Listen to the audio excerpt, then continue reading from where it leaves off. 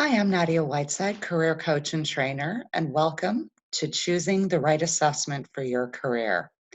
In this brief webinar, we're going to explore three of the most popular assessment tools for deciding on a career and pursuing that. So I want to start with one of the three um, most common and probably most broadly used assessment tools. And you may have been introduced to this in college. It's called the Strong Interest Assessment. And this particular assessment, which you can complete online, possesses 6 different attributes, which are listed here: realistic, artistic, investigative, social, enterprising, and conventional. So these are kind of 6 different areas in which you might find your interests most specifically lie. And for most of us, it's more than one of these areas. So there's often an overlap or a ranking as to where we show up. And just like the name indicates, what this particular assessment does is it really assesses where our career interests lie. And then it breaks it into much more specific terms with actual career options. So let's take a look at the model that serves as the basis of the strong interest inventory. And as you can see, each of these 6 quadrants has different attributes. So there's the doers, people who like active hands-on kind of activities, the thinkers who may be geared more toward a profession that requires you to be analytical, organizers, that's where I tend to show up, practical, efficiency, maybe people who are good with details, the persuaders, think of someone in sales, the helpers, these are oftentimes the nonprofit professions, helping professions, social workers, teachers, etc. The creators, that tends to be more artistic fields. So again, you may find yourself in more than one of these categories. And the thing I love about this assessment is it really allows for that. It doesn't pigeonhole you into one specific type of work. Um, let's talk a little bit about specifically what this assessment will provide you with once you complete it. It's going to give you some real insights into specifically what your interests are and then align them with your job search. So that's important. It's not, we don't want to just have an awareness of where our interests lie. This assessment may confirm what we already know about ourselves in terms of, well, of course I'm artistic. I've always known that.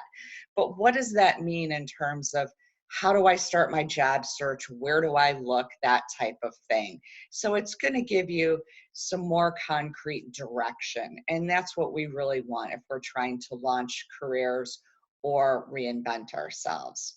The other thing I really like about Strong Interest is that it's compatible with ONET Online. And if you're not familiar with ONET, it's a government website. And this is a really comprehensive database where you can search geographically by the city and state that you live in. You can gather data on different careers, look at actual job descriptions, see what salary ranges are. There's just a whole host of information to help you start exploring, okay, now that I've identified where my interest areas are, what are some of the specific jobs that are available in my area? How much do they pay? What are the requirements? Things like that. ONET is really comprehensive. So with simple search terms, you can get a lot of value and a lot of information.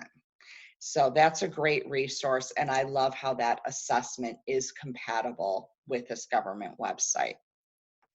Here's a screenshot of ONET Online, and it's really as simple as in that right-hand corner where it says occupation quick search, you can just put in a few keywords.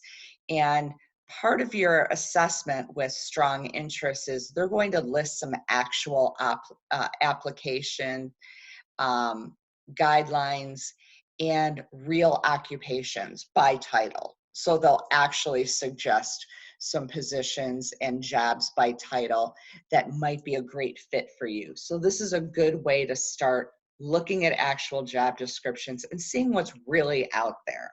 So that's strong interest. Love that. Let's move on to something that's really quite different, but still very relevant for job seekers, and that's emotional intelligence. And you may know it as EQ or EQI.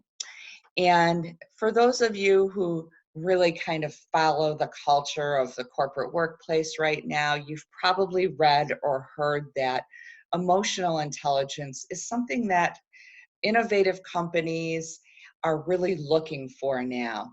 In fact, it's really much more important than what your GPA was, your class standing. For those of you who are new graduates, companies are really looking for people who have a high level of emotional intelligence, insight into what strengths and weaknesses they have, how they work with other people, things like that.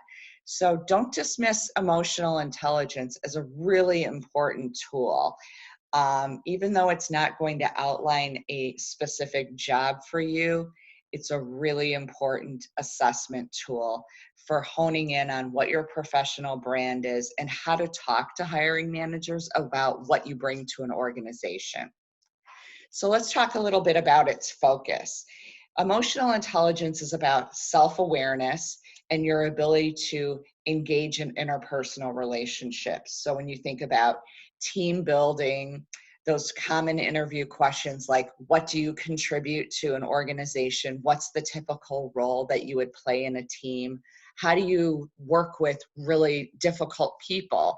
These are common questions you're going to get in an interview. And so emotional intelligence assessment will help you explore kind of where you're at and what areas you have real emotional strengths in.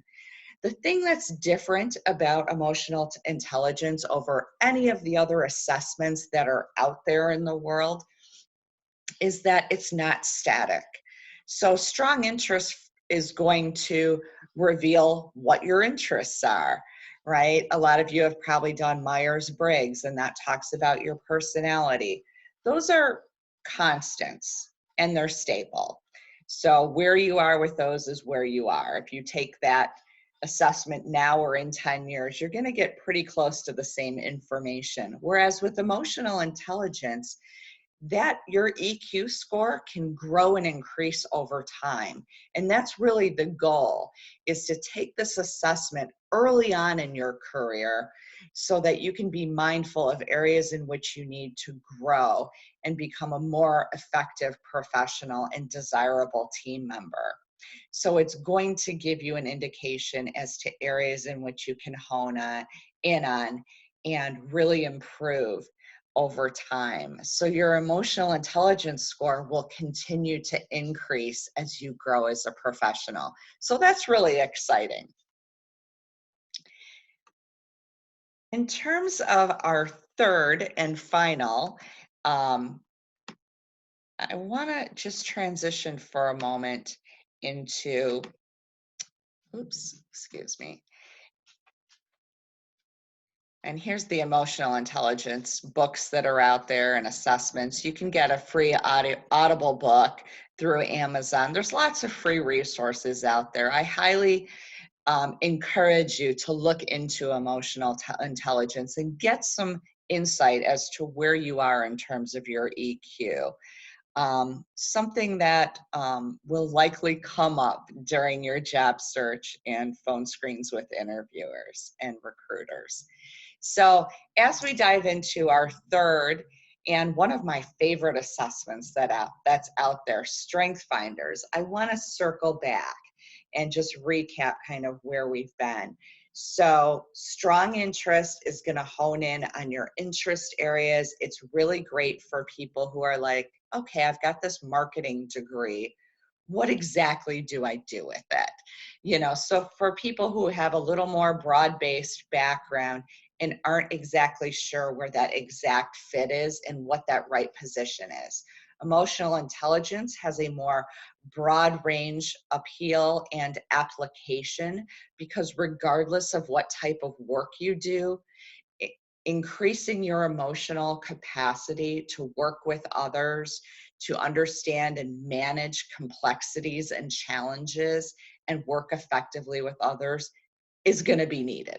So regardless of the field, EQ has some really broad applications.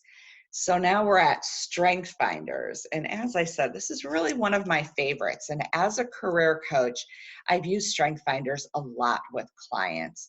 It's a really globally recognized tool. It has a broad reach.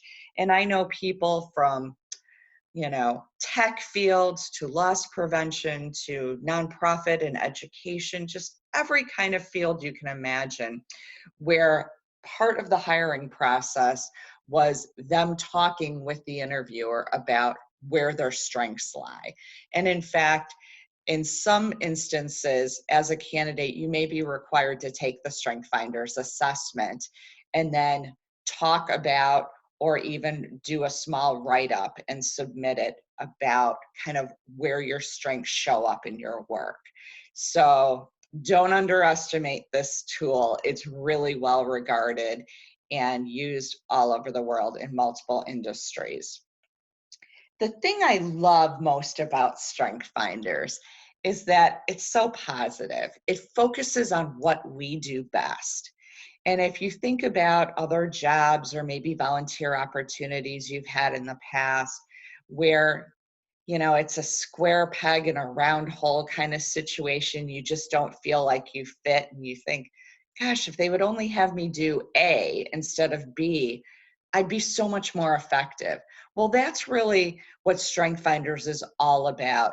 It's identifying what you do best innately, and it helps you to communicate that in job search and to recruiters and hiring managers. Being able to articulate what you bring to an organization, what you do best, and how they can capitalize on those strengths that you possess to be more productive and more successful. So it's all about what I do best, and that's where the focus is. So it's very encouraging and confidence building as a tool. And it also helps you develop language around those strengths so that you can align them with what a job requires. So for instance, I'm an arranger. That's my number one strength. That means that I'm really into building infrastructure and systems and things like that. So I've used that strength as a basis for a story I can tell in an interview. So when they say, well, this job has a lot of moving parts and your role would be very complex, how would you handle that?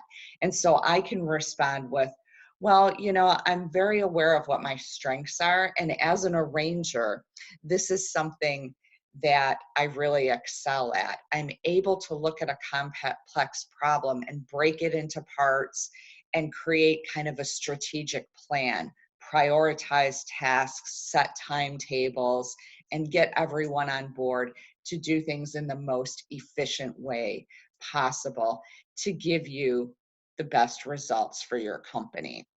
So it can be really empowering for you as the candidate and also give that hiring manager an idea of what you bring to that organization and how you're going to solve their problems. So I'm a big fan of StrengthsFinders. So what do we do with all this information? And here, by the way, is where you can go to take the StrengthsFinders assessment. All of these assessments take you about 30 to 40 minutes to complete. You can go straight to the Gallup StrengthsFinders website, and for just $20, you can take the assessment and get your top 5 strengths. And that's really all you need. I wouldn't recommend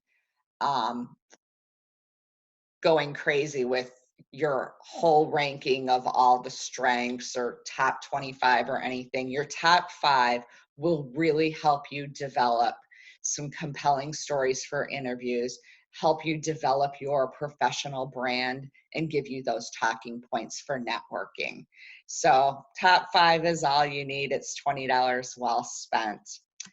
What do we do with all this information now? So I want you to consider and reflect on these 3 assessments that are out there and determine which area you're in most need of developing as a job seeker. Let me reiterate that if your focus is really targeting employers and jobs that are a really good match for you, and you're just trying to figure out where do I fit, strong interest is ideal for that. If you feel like an area you really need to develop and work on, or you're targeting a job that really requires interpersonal and teamwork skills, like that's a really key component of the job, then emotional intelligence is something you really want to focus on, finding out where your EQ score is and how to further develop and increase that. If your focus is really on how to talk to potential employers, how do I talk about my brand? How do I give my elevator pitch? How do I tell compelling stories and start great conversations in an interview? Then StrengthsFinder is a great match for you. So I recommend working with an assessment certified coach if you decide to pursue one of these assessments. These folks are trained. They've invested an incredible amount of time and energy and money into completing a certified training program. So they have hundreds of hours of experience. They really know what to do with the results. So it's a lot more than just spending $20 or $40 or $100 on some assessments and going, great, I got these results. What do I do with them now? That's where an assessment certified coach can really help you develop a strategy and integrate all that great information from the assessment into a strategy that's going to move you into the right career, something where you're going to have a great deal of fulfillment and sense of contribution. And that's what we want for everyone. That's what all of us as coaches want. It's not our job to tell you what kind of job you should have. It's to listen to you and use these assessment tools to help match you with something that is really going to make you feel fulfilled as a professional. So I hope you find this information to be valuable. I thank you for attending this program. If you'd like to learn some more with some tools and workshops, I've got some worksheets and other materials you can download from my website at www.yournextchapter.com. Feel free to take advantage of those free resources and to view any other webinars on this YouTube channel. I wish you the best of luck in your job search. Take care.